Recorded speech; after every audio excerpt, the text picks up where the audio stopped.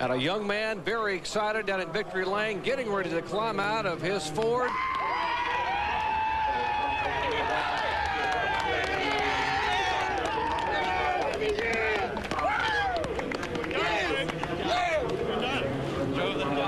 They say Daytona is for dreamers, and this young man just had a dream come true. Let's go down and talk to him. Here's Bill Weber. David Keith, congratulations. You're in Victory Lane at Daytona. I know. Somebody pinched me. It hadn't sunk in yet, you know. I got to thinking to myself on that last caution, we were sitting there leading with about, I don't know what it was, 14 to go or something, and I said, we have a shot at this. And well, I knew we had a shot at it before that, but I knew we had a real good shot at it. And man, what can I say? I got to thank Jeremy Mayfield, first of all. He helped me out a ton, believing in me, helped me on this deal. Got to thank Earl and Check Sadler for giving me this chance. Ronnie, me and Ronnie did all the deal on the phone. I just hope there's more of this to come this year. Where do you get your power from? Doug Yates and all the guys at Yates. They came by to say hello. Right, and that helped us out a ton, believe me. I think you've seen the 88 one, so we made a sweep today for Yates, so I appreciate all their help. They did a hell of a job. David, there are a lot of guys that are scratching their heads at the conclusion of this race. Do you truly believe you are the race winner? I think so. I mean, we came to the pack starting from 24th. We came straight to the pack, went right to the front, passed everybody on our own. There's no question in my mind. Our car was good on old tires. This place gets slick.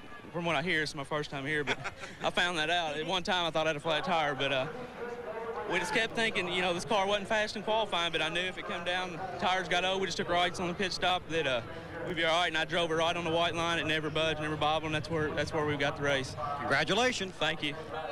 Well, David Keith celebrates in Victory Lane for the second year in a row. We get a first-time Daytona winner in ARCA competition. And what a scramble we saw on the white flag lap. Take a look. 3 cars come together, a flying wedge at 185 miles per hour. As the 3 cars touch, they bump, they rub, and suddenly 2 cars turn inward. Dave Steele in the black car, Shauna Robinson and Lyndon Amick in the middle as they come together. But the white flag had already waved, and a 26-year-old man from Owensboro, Kentucky, had gone to Victory Lane as the first-time Daytona winner. We'll wrap it up from Daytona when we come back in just a moment. Our Speed Road coverage of the Pro2Call ARCA 200 from Daytona has been brought to you by Autotrader.com, the biggest, best used car site on the planet. Take a look at our results, and again, they are unofficial results until we get the final word. Take a look at the results, guys, and David Keith being shown as the winner, Bobby Gerhart being shown in second position. And we see Shauna Robinson, Lyndon Amick, David Steele, those 3 cars that crashed, being credited with finishing on the lead lap. A lot of guys today had great races, and a lot of people had great races that didn't really show up on the final results here. They got caught in accidents. Some of the scoring snafu, I think, that's happened here has kind of put them behind, but still a really good race today. Shane Huffman, the young man from Hickory, North Carolina, who came within a thousandth of a point and won the Winston Racing Series Championship. Not a bad first-time Speedway venture. He finishes 20th today, 1 lap down. Take a look at some of the guys who finished. And of course, Kerry Earnhardt, the first Earnhardt in ARCA, finishing 39th, having to leave early. Let's go in for some final comments from our host, Bob Jenkins. Jerry, it's been quite a day. It's been quite a day for the Yates team. Robert and Doug and their engines powered Dale Jarrett to victory in the shootout qualifier, then in the Bud shootout, and an engine was under the hood of Keith's car when he drove into victory lane behind me here in the ARCA race. Certainly hate to see what happened to Shauna Robinson, Dave Steele there in the closing laps, but hey, that's racing. And the big question, I guess, that still remains is, did Keith really win the race, or did Bobby Gerhart? Well, for right now, David's in victory lane, and Ray Dunlap is in the pit area. Well, Bob, when we look back on last season, 1999, there were 21 races in the ARCA Bondo-Mar Hyde Series.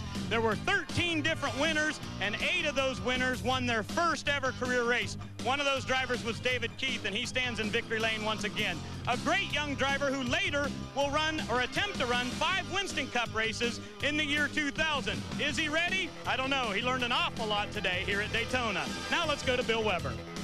Well, it has certainly been a weekend of excitement, speed, surprises, and disappointment here at Daytona, and certainly a lot of discussion just ahead. But beginning Monday, there's much more work to be done. The second round and final round of qualifying for the Winston Cup cars, but 2 new series will move into the Daytona International Speedway, the Busch Grand National Series and the Craftsman Truck Series. 3 big races in 1 big weekend, and a lot still to be decided here in Speedweeks. You're exactly right, Bill Weber. Coming up next, the Goodies Dash Series from here in Daytona, the Discount Auto Parts 200, presented by AC Delco Rapid Fire. And tomorrow on ESPN2 at 10 a.m., we'll have more live NASCAR Winston Cup practice, followed by second round qualifying at 1 o'clock Eastern Time as our live coverage from NASCAR Speedweeks 2000 continues. What a day for racing, and what a day for a young man from Owensboro, Kentucky, who survived the spins, the crashes, the smoke, and the debris. For Benny Parsons, Kyle Petty, Bill Weber, Ray Dunlap, and Bob Jenkins, I'm Jerry Punch, once again congratulating a 26-year-old Nashville native, David Keith.